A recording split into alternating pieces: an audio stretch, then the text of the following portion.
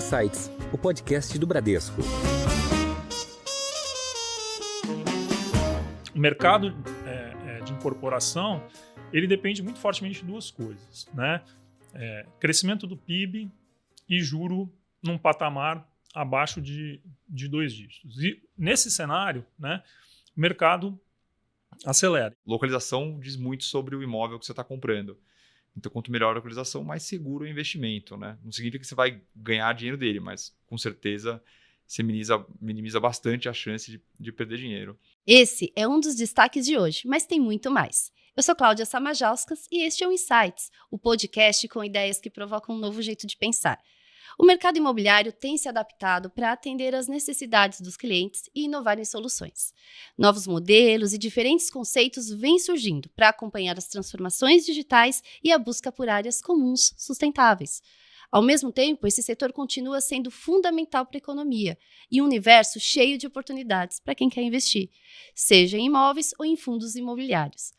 Mas depois da pandemia e com juros mais elevados, você deve estar se perguntando como é que está esse mercado? Em que cidades estão as melhores oportunidades para quem quer investir? Para ajudar a responder essas perguntas, hoje eu tenho aqui o prazer, eu estou estreando no podcast Insights e eu tenho aqui a presença do Alexandre Volinek, que é CFO da Tegra Incorporadora. Seja bem-vindo, Alexandre. Obrigado, Cláudia. É um prazer estar aqui. Agradeço aí ao Bradesco pelo convite e sempre muito bom falar desse mercado fantástico, super interessante, complexo, que é o mercado imobiliário, principalmente junto com um craque como o André, que está aqui com a gente também. E para completar nosso bate-papo, a gente tem aqui o André Moore, que é Head de Real Estate do Bradesco BBI. Seja bem-vindo também, André. Obrigado, Cláudia. Obrigado, Alexandre. Super feliz de estar aqui com vocês de novo e falar desse mercado tão importante para a economia brasileira, ainda mais como parceiros como a Tegra. Bom, Alexandre, para começar, vou pedir para você contar um pouquinho sobre a história da Tegra, compartilhar um pouquinho das visões que vocês têm para o mercado imobiliário, para o setor de construção e também falar um pouquinho dos big numbers da empresa. Tá bom. A Tegra está há 45 anos no Brasil, né? A gente acaba de celebrar uma data importante. Ela é uma incorporadora do grupo Brookfield, um grupo canadense que tem mais de 820 bilhões de ativos investidos pelo mundo, né? E a Tegra é uma dessas empresas, né? A Tegra passou por diversas fases, assim como o Brasil, né? Seguindo os ciclos do Brasil, e o nome Tegra ele surgiu em 2016, né? A nova marca Tegra, ela vem da palavra integrar, de integração, e foi justamente um momento de mudança estratégica, né? De enxergar esse mercado de uma forma mais ampla, mais integrada, que não é só fazer apartamento para as pessoas, mas é realmente um mercado que impacta a sociedade de muitas formas, né? Ele transforma cidades urbanisticamente, ele gera muitos empregos. E aí surgiu muito forte, então, né, nessa visão aí de stakeholders, né, de sociedade, clientes e acionistas, né, uma nova estratégia muito realmente centrada na sustentabilidade, né, que virou um valor fundamental, muito central na nossa estratégia desde 2016 com a marca Tegra. A Tegra ela foca, né, no mercado de média e alta renda, de empreendimentos residenciais verticais, né, apartamentos, nas cidades de São Paulo, Rio de Janeiro e Campinas. E também, depois que mudou a marca para a Tegra, a gente lançou uma nova linha de negócio, que é o desenvolvimento urbano, loteamentos com a marca Tamboré. E a gente tem atuado com a marca Tamboré, também fazendo loteamentos para média e alta renda, em cidades de médio porte pelo Brasil, interior de São Paulo, interior de Minas Gerais, Paraná, e é uma linha de negócio bastante rentável que tem crescido bastante, tem tido bastante demanda. Alexandre, aproveitando um pouco da história que você falou, né, a gente conhecendo o grupo bastante, lembrando que a Brookfield tem quase 100 anos de Brasil, mais de 100 anos no Brasil, e já vivenciou todos os ciclos econômicos e de juros que a gente vem vivendo, né? Ano passado, a companhia encerrou, mesmo com eleição, mesmo com juros subinte, né? Conseguiu encerrar o ano com lucro, né? Um mercado razoavelmente desafiador. E agora, passado tudo isso, passado até inclusive a discussão de pandemia, né? A gente começa a ter visibilidade de um ciclo de redução de juros, né, que para a incorporação imobiliária é combustível, é uma coisa super importante. Né? Então, eu queria que você falasse um pouco dessa perspectiva desse novo ciclo, né? E quais são os planos da Tegra nesse sentido, se fazer um IPO, alguma coisa que faz sentido também para aproveitar um pouco mais esse ciclo. Então, se você puder dividir com a gente o que vocês estão vendo nos próximos 2 anos, acho que seria super enriquecedor. Tá joia, André. 2020 e 2021, né, pós-pandemia, surpreendentemente, foram anos super aquecidos aí para o mercado imobiliário, né, as vendas muito fortes, isso impulsionado pelo juro baixo, né, e também demanda das pessoas com novas necessidades aí pós-pandemia.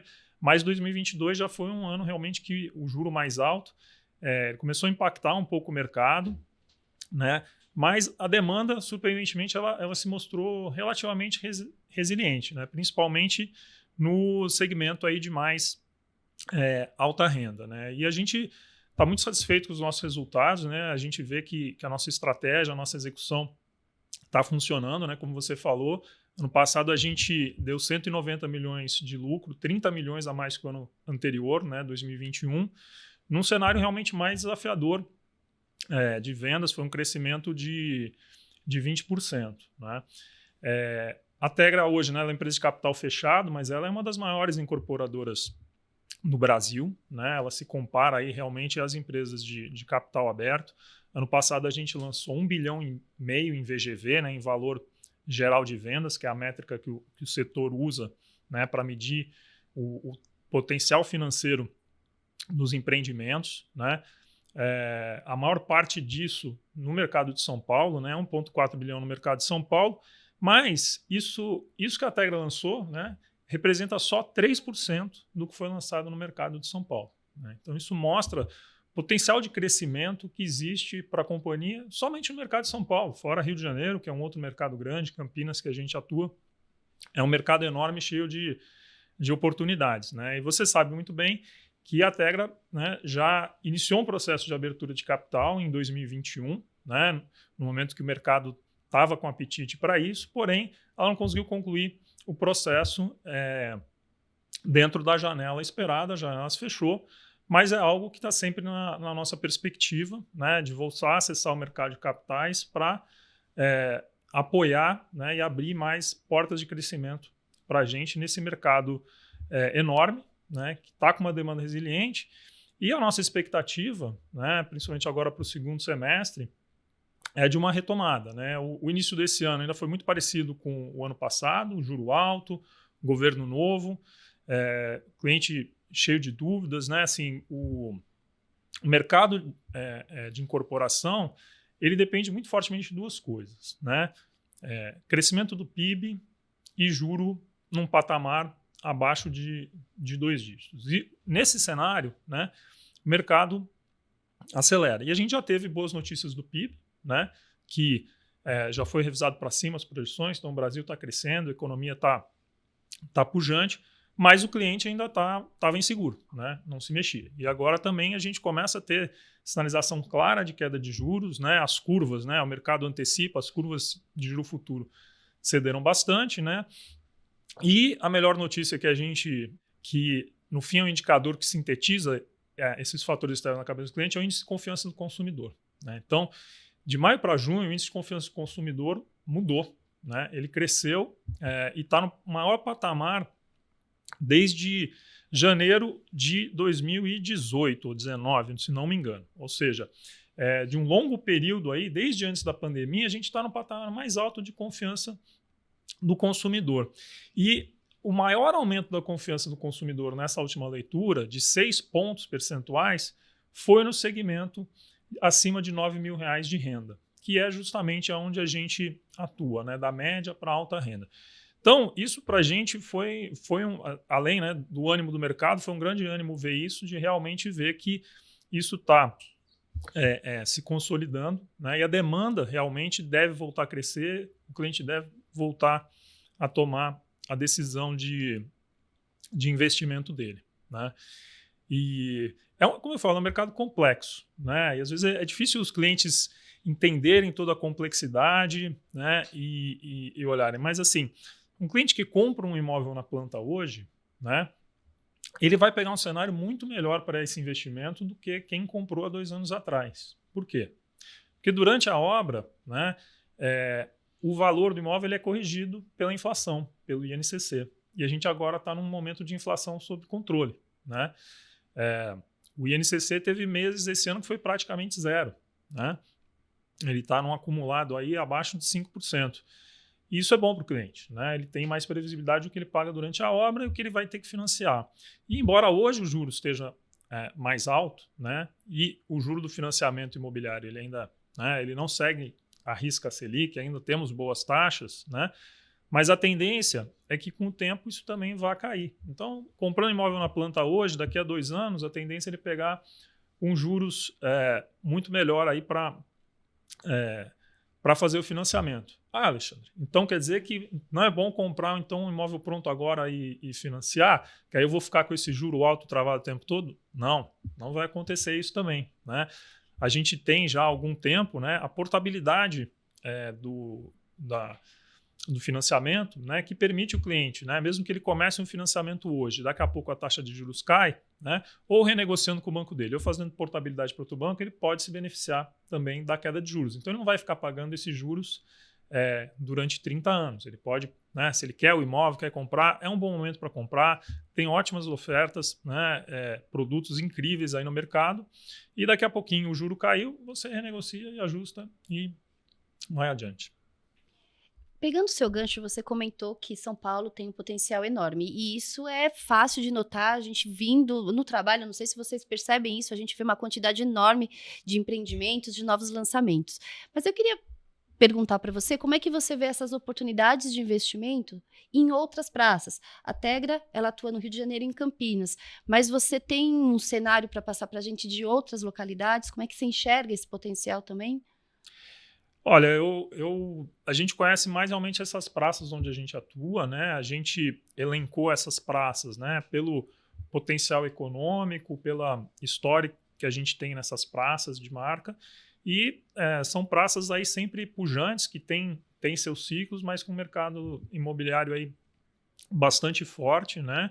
Seja para moradia, seja para investimento, né? Sempre tem muitos investidores. E a gente vê que o mercado investidor também com os estúdios, né? A questão do Airbnb, etc., surgiu um novo mercado aí para investimento, onde a gente tem visto mais esse público investidor vindo adquirir os imóveis. Eu queria aproveitar a pergunta dela para falar um pouco dos 2 segmentos que você mencionou que a Tegra atua, né? Que é o médio e o alto padrão. E a gente sabe que eles reagiram de maneiras diferentes no ciclo de alta de juros, né? O que você disse, o alta renda ele continuou indo bem e o baixa renda ele freou um pouco, né? Por causa do affordability do imóvel. Olhando para frente, né? Para esse ciclo de queda de juros que a gente tem agora, essa confiança excelente do consumidor, né? Se você puder falar dos desafios dos 2 padrões, de agora para frente, e do potencial que eles têm agora nesse ciclo, na cabeça da companhia, né? Assim, um pouco onde vocês vão focar, apostar suas fichas daqui para frente. Então, como você mesmo colocou, né, o mercado mais de alta renda ele é mais resiliente, né? Geralmente é um cliente que ele tem reserva, ele pode tomar essa decisão, às vezes, independente ali do patamar de renda, não tem uma preocupação tão grande com o emprego, então ele se mostra mais resiliente, né? E no ano passado, por exemplo, a gente observou o mercado, a gente foi mais cauteloso com o lançamento, mas a gente fez no final do ano lançamentos bem importantes, focado nesse segmento de alta e altíssima renda, né, de luxo, e foram muito bem esses empreendimentos, né? Acho que um destaque é o empreendimento Bueno Brandão, 257, ali na Vila Nova Conceição, que é um prédio de altíssimo luxo, né, numa localização super privilegiada, onde são apartamentos de mais de 500 metros quadrados, com 5 suítes a R$50 mil o metro quadrado, né? E existe público para isso, né? E o produto está evoluindo bastante bem. E a gente também lançou o Bem Moema, que é um empreendimento mais dentro de um padrão mais comum, que a gente faz com mais frequência, ali no coração de Moema, também pega um cliente de alta renda e o produto está indo bastante bem, né? No média renda, a gente tem vários produtos lançados, né, que foram entregues, etc.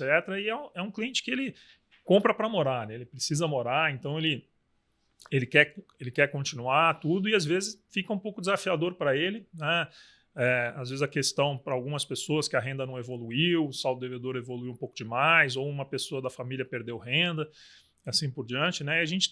Mas a gente tem, o cliente ele quer morar, ele quer ficar com o imóvel. Como a gente tem um portfólio grande, a gente tem conseguido aí com bastante sucesso acomodar a situação individual de cada um através de migrações, né? Então, a gente às vezes muda para uma unidade menor, muda para um outro empreendimento e tem conseguido encaixar o cliente para fazer o financiamento, né? Os bancos continuam financiando normalmente, né?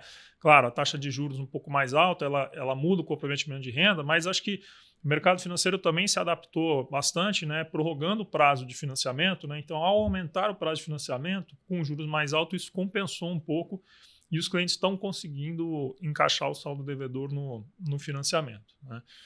E aí, olhando para frente, né, acho que esse índice de confiança do consumidor, né, ele é muito mais crítico para quem não tem uma poupança grande no banco, né, que possa, né, o patrimônio grande, que às vezes pode tomar essa decisão com menos risco, independente da situação futura, né? Então, a gente acha que deve ter uma retomada aí interessante para o segundo semestre. E eu tenho a impressão que a revisão do programa Minha Casa Minha Vida, né, que ele acaba invadindo um pouco para esse média renda, né, com o teto mais alto. Também vai turbinar um pouco mais a demanda para esse tipo de imóvel de média renda, assim, né? Vamos ver, eu tô curioso. E falando um pouco de formação de land bank, assim, que conversa muito com isso, né? Você tem que estar otimista com média ou com alta renda para começar a formar mais land bank para daqui processo de aprovação ou 2 anos, para aquele 2, 3, 4, 5 anos, né? Você pode dividir um pouco para a gente aqui como que é esse processo de formação do land bank, qual que é o raciocínio que envolve, como que você faz a exposição de caixa, né? Que é uma discussão que todo incorporador tem, né? Se ele paga à vista em caixa ou se ele faz uma permuta. Então, você pode dividir um pouco desse segredo aí com a gente. Tá bom. Bom, o negócio de incorporação, né, ele é super complexo, né? Então é difícil, né? E aí o pessoal lá das áreas da empresa pode até ficar chateado comigo, dizer que tem uma coisa que é mais importante que a outra, mas assim, se tem uma coisa que é fundamental, né, é comprar bem o terreno, né? Eu já trabalhei em grandes empresas de outros setores, então eu sempre tinha muito aquela coisa assim, nós somos um transatlântico, né? Então a gente tem que pesquisar muito, olhar nossas decisões, porque se a gente tomar a decisão errada, a gente leva muito tempo para mudar, né? Mas incorporação tem uma coisa que é um pouco diferente, né? Não sei se vocês já ouviram aí um áudio que está na internet, tal, que é um navio de guerra americano super potente, né? Que fica ameaçando um negócio que ele está vendo no radar dele, pedindo para mudar a rota, né? Senão eu vou acabar com você, tudo.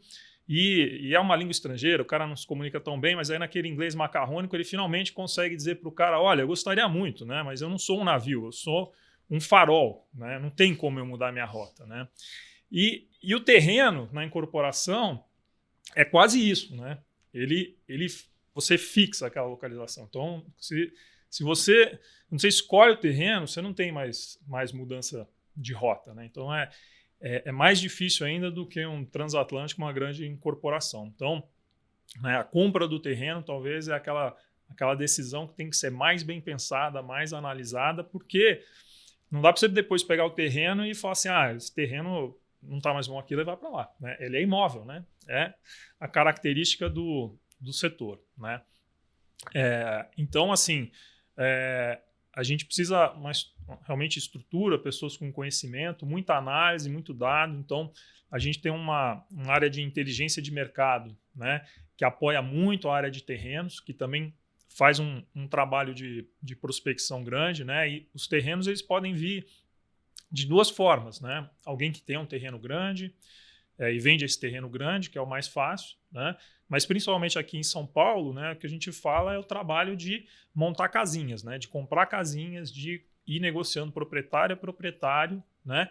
E quando você consegue fechar uma quadra inteira, aquilo é uma grande vitória, né? É um trabalho que às vezes leva anos, mas que aí você agrega valor, você gera um terreno e você transforma, literalmente, né, aquele pedaço daquele bairro, né, com casinhas, que muito aqui em São Paulo, né, tem muita casinha feita na década de 50, etc., tal, né, com baixo adensamento, em regiões super centrais, nobres, né, como Pinheiros, Perdizes, Moema, né?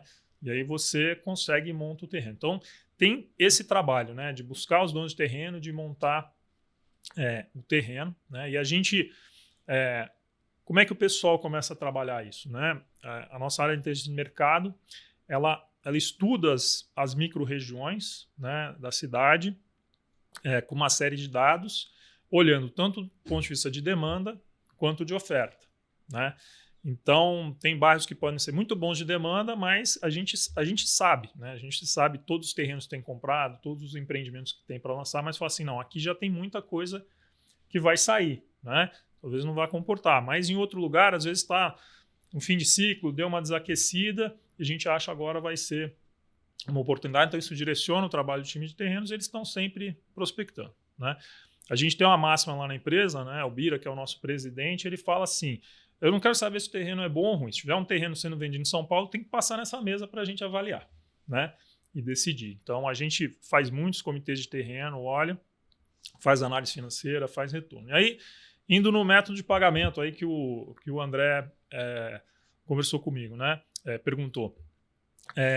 Existe, né, o pagamento em dinheiro à vista, né? E esses terrenos de casinha, embora eles tenham, né, você consiga agregar muito valor ali, tipicamente eles são pagamento à vista, né? É um desembolso grande de dinheiro na frente, né? E aí muitas vezes a gente usa, né, recorre ao mercado financeiro, às vezes para estruturar uma operação, para fazer o fluxo de caixa, né? Isso é bastante comum. Mas quando você compra, né, um grande terreno, às vezes até de pessoas que são terreneiros, que investem no mercado imobiliário, né, compram terrenos para vender depois, é muito comum a permuta, né? Ou seja, você não coloca dinheiro, né, e a empresa, né, te cede o terreno em troca, por exemplo, de 20% das unidades do empreendimento. Então, quando o empreendimento estiver pronto, ela vai ter aquelas unidades, vai vender e vai receber aquela receita, né? E aí é um modelo que para a empresa, né, ela gasta menos caixa, ela investe menos na frente, né? Então também é interessante, né? No Rio de Janeiro, a gente, principalmente na região da Barra de Tijuca, a gente tem bastante essa característica, mas aqui em São Paulo cada vez menos tem esses terrenos, né? E o que a gente tem realmente é montar novos terrenos com as casinhas. E a gente tem conseguido também, né? As últimas 4 aquisições que a gente fez foram terrenos super estratégicos, né? Que a gente conseguiu fazer um financiamento de longo prazo com os proprietários, para ir pagando aos poucos, lançar o projeto, começar a ter receita do projeto e aí financiar o próprio terreno dentro do projeto. Alexandre, complexo realmente todo o processo de planejamento de um novo empreendimento. Eu queria acrescentar aqui uma pergunta aqui, imaginando então essa questão, associar aqui a sustentabilidade que você até comentou bem no início, que é um dos pilares da Tegra. Como é que quando vocês estão pensando no novo empreendimento, vocês consideram o impacto ambiental, o impacto social e urbanístico para desenvolver um novo produto imobiliário? Então, a sustentabilidade na Tegra, né, ela realmente virou um pilar estratégico importante, como eu te falei, aí a partir de 2016, né, e a gente, no setor de incorporação, fomos pioneiros nesse tema, nesse assunto, né, e a sustentabilidade, ela não é uma área da empresa, ela não é um processo da empresa, ela é algo que está embutido na estratégia e na cultura da empresa, de cada pessoa, de cada colaborador, né, para pensar nisso, e dos nossos parceiros, né, que a gente traz junto para trabalhar com isso. E ele realmente tem que estar, né, dentro do processo inteiro, né?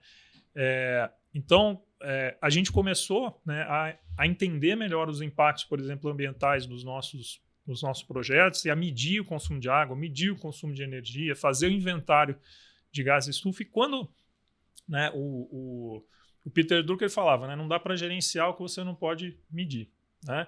E aí você começa a medir, né? E muitas vezes só de medir e olhar o número surgem ideias, surgem oportunidades, né?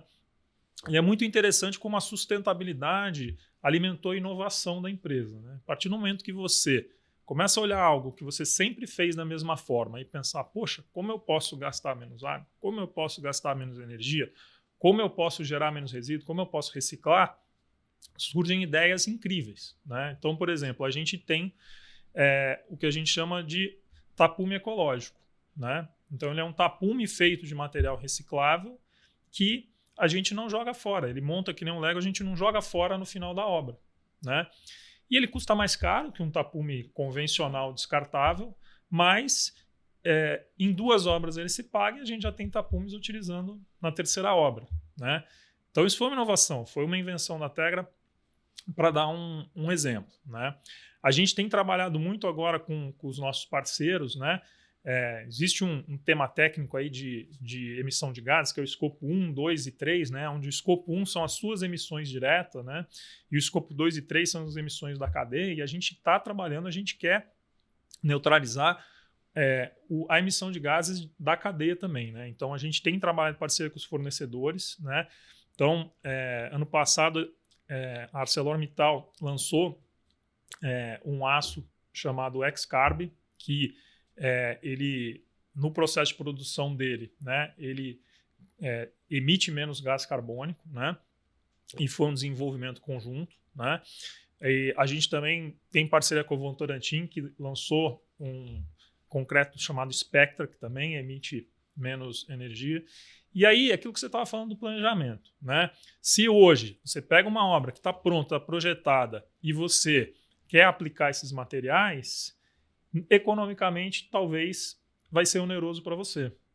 Por quê? Porque esses materiais eles têm características diferentes e você precisa já nascer o projeto prevendo as características físicas desse material, você usa menos material, você consegue fazer o prédio mais leve, né? E embora o material unitariamente custe mais caro, no fim essa conta se paga e fecha, né? Então, é muito interessante, né? A gente fala, né, a sustentabilidade, né? Ele precisa ser sustentável economicamente também, né? Então, a inovação tem ajudado muito isso, né? Que a gente consiga inserir isso no nosso processo produtivo de uma forma integrada, fim a fim. E como é que vocês fazem para apresentar isso para os seus parceiros, para os clientes e para o mercado, todas essas ações de inovação e com foco na sustentabilidade? Tá. Então, assim, a gente nunca fez divulgação, marketing dessas ações, né? A gente conversa muito isso, né, na liderança, que a gente acredita nisso, a gente acha que esse é o caminho, né? Que quem não seguir esse caminho não vai ser sustentável, né? Vai ser engolido pelo mercado, isso é a coisa certa a fazer, né? Então, a gente nunca fez grandes divulgações disso, mas a gente comunica muito para quem, né? Para os nossos colaboradores e para os nossos parceiros, isso é o tempo todo. O tempo todo a gente está comunicando, a gente está dando treinamento, é um tema recorrente que a gente fala sempre, né? Porque é uma parte importante da nossa cultura. O pessoal está sempre se atualizando, indo para congressos, etc., né?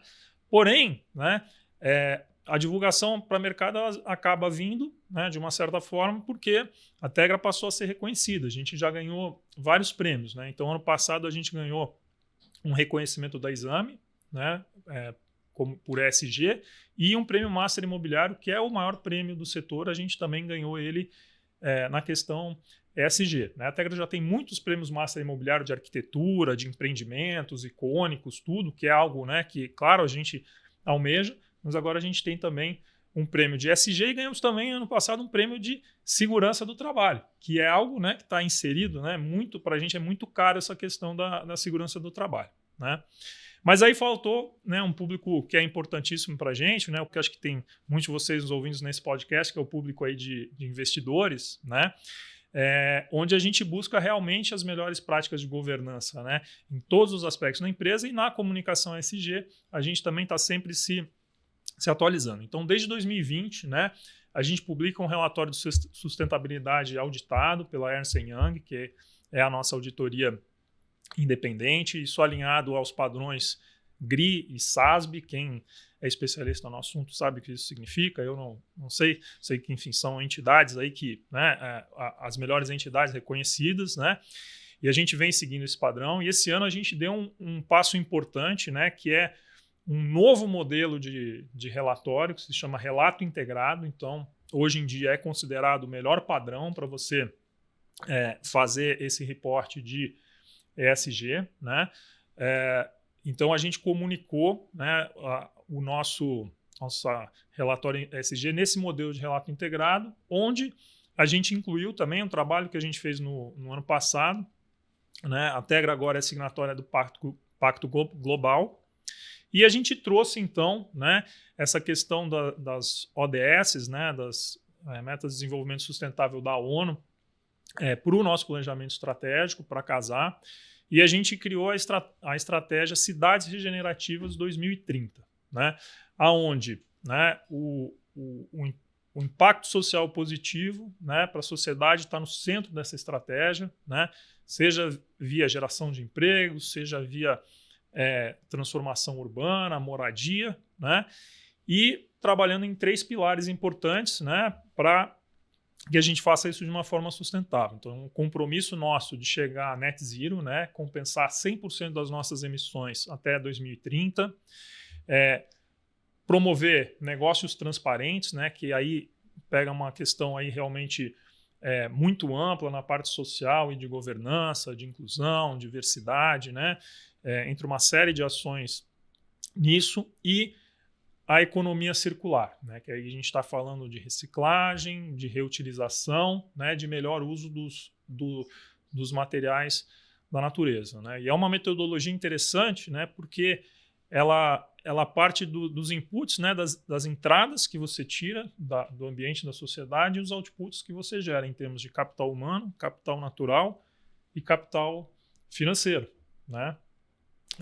Então, por exemplo, né, a gente utiliza muita mão de obra, então utiliza capital humano, né, mas a gente devolve renda, né, para essas pessoas, a gente devolve capacitação. Então foi um exercício interessante, né, porque são coisas que a gente faz, está no nosso dia a dia, a gente às vezes não para pensar, né?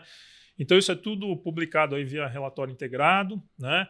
E a gente tem buscado também selos, certificações. Então a gente é uma empresa empreendedora Aqua, né? Aqua ele é um selo de certificação para empreendimentos imobiliários, que ele atesta não só questões sustentáveis, mas de conforto acústico, de conforto térmico, né? Então, hoje tem várias empresas fazendo empreendimentos Aqua, mas o diferencial da Tegra é que a gente é um empreendedor Aqua, que quer dizer que desde essa certificação, todos os nossos empreendimentos têm a certificação, né? Então, não é que a gente escolhe alguns empreendimentos, isso está na base da nossa estratégia, então todos os empreendimentos vão seguir essa certificação.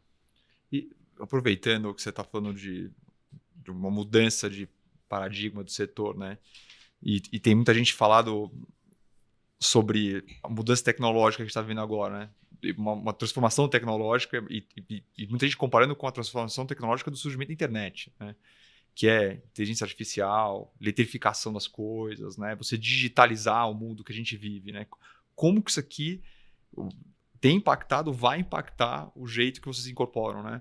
Desde a concepção do empreendimento, o jeito que você vende, o jeito que você mantém a propriedade depois. Você já tem uma visão disso? Já estão sentindo o impacto disso? Como que... Eu acho que a transformação vem acontecendo, né? Eu acho que essa última inteligência artificial, a gente está ainda digerindo e começando a aprender, né? Mas assim, eu acho que, de novo, né, é importante o DNA da inovação está embutido na empresa, né? Eu acho que a indústria de construção civil, né, em termos de método, ela inovou pouco, né? Aí tem milênios essa indústria e pelo menos assim, vai ter um século que se faz as coisas mais ou menos da mesma forma, né? Mas eu comentei, acho que tiveram duas coisas que movimentaram muito a inovação dentro da empresa, né? No processo produtivo, né? Na área de engenharia, né? Então, foi a implantação do BIM, né? O BIM é uma tecnologia de auxílio à manufatura, né? do produto, associada ali ao CAD, ao projeto em 3D, mas que você simula, né? E acompanha a produção do prédio, as fases, ele monta o prédio. E se você for qualquer incorporadora grande, de médio porte, todo mundo tem o BIM. Mas ter o BIM, né, e conseguir implantar o BIM em todo o seu potencial são duas coisas diferentes. Então, foi um processo, né, muito longo lá na Tegra, né, e que exigiu realmente muita capacitação, muita inovação, trazer tecnologia, integrar.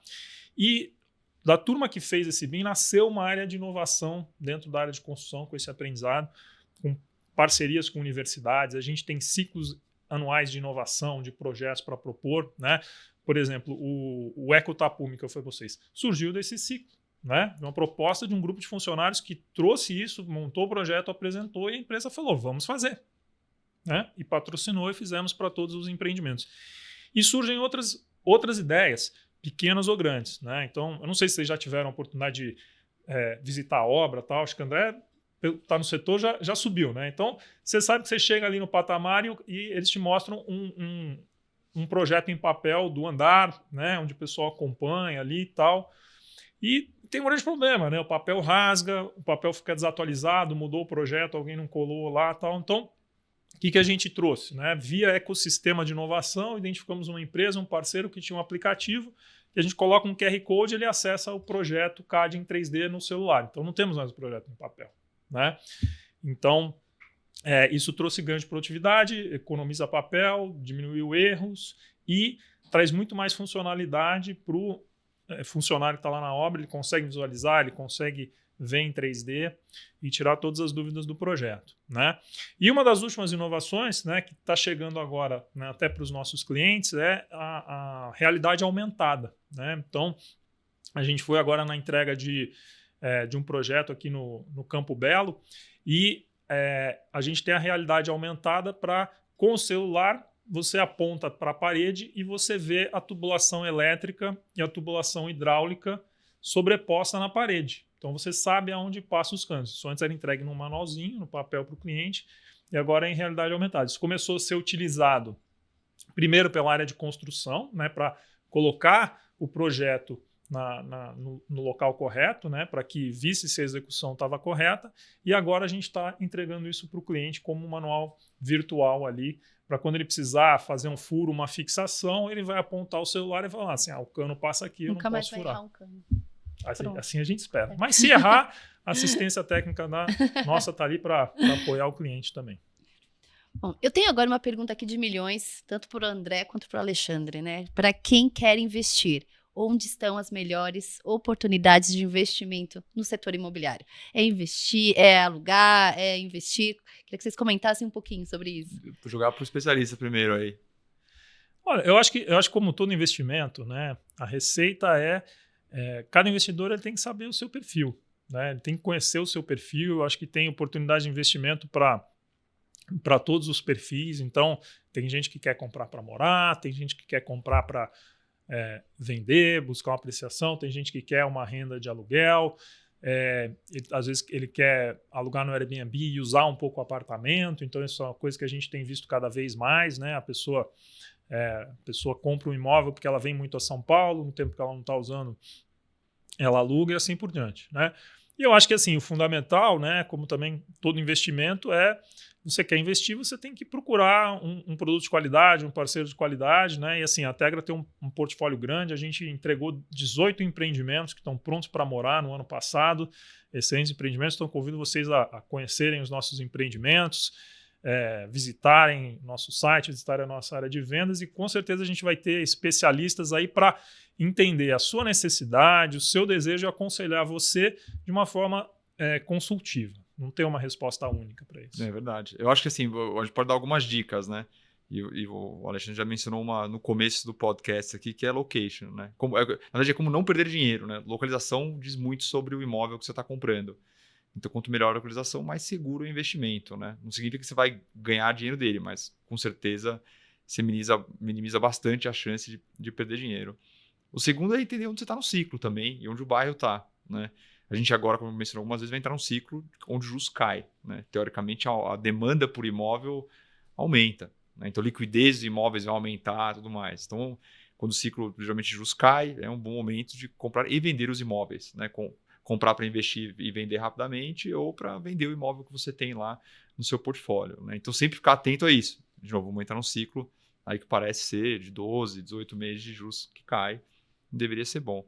Depois é a aptidão do imóvel, né? Que aí vem que conversa com localização também. Localização de imóvel define qual que é o tipo de imóvel. Tem um bairro de luxo, tem que ser um imóvel de luxo, né? Um imóvel mais simples talvez não tenha tanta demanda por lá. Ou você vai num bairro que é um pouco mais simples, o imóvel de luxo talvez não tenha tanta demanda lá. Então, acho que ter essa sensibilidade também, se for um investimento, deveria existir, né? Mas no final é o que o Alexandre disse, localização define tudo, né? Então... E aí, assim, né, você está falando sobre demanda e tal, né? Essa pergunta aí, poxa, ano passado, juro alto, a demanda é resiliente, tal, porque realmente existe uma demanda latente, existe uma demanda reprimida, existe um déficit aí por habitação, que ele é histórico, né?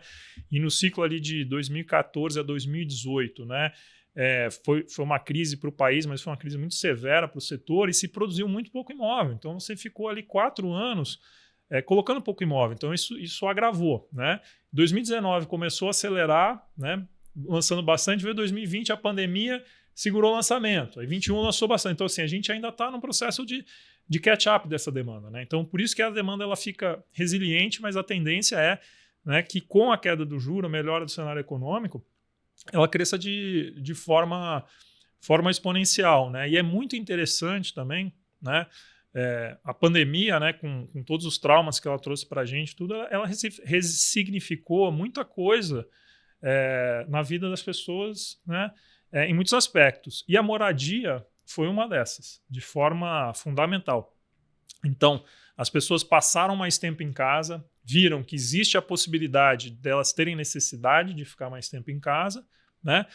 E muitas pessoas continuam passando mais tempo em casa, seja 1 dia, 2 dias, tem gente que continua trabalhando todos os dias em casa, então ressignificou, né? Então as pessoas têm procurado espaços mais amplos, têm procurado outras facilidades, a possibilidade, né, de ter um local de trabalho, um apoio, um home office, mesmo que ela não faça o home office regularmente, né, eventualmente algum dia ela vai ficar em casa. Então até um amigo meu que é CFO também de uma grande empresa, ele estava falando, poxa, eu tinha progredido na vida, estava gastando mais dinheiro, mas eu estava num apartamento de 110 metros quadrados já há muito tempo e eu estava feliz da vida, porque chegava o final de semana, eu descia para a praia, eu só ia lá para dormir e eu não ia mudar aquele apartamento. E ele falou, não, com a pandemia, né, vi que para mim aquilo era importante, né, ter mais espaço, ter mais conforto. Então, é só um exemplo aí de um cliente que estava acomodado, que não ia trocar de imóvel e trocou. E a gente vê muito isso na demanda dos clientes. Então, tem um movimento aí de troca por toda essa mudança que aconteceu.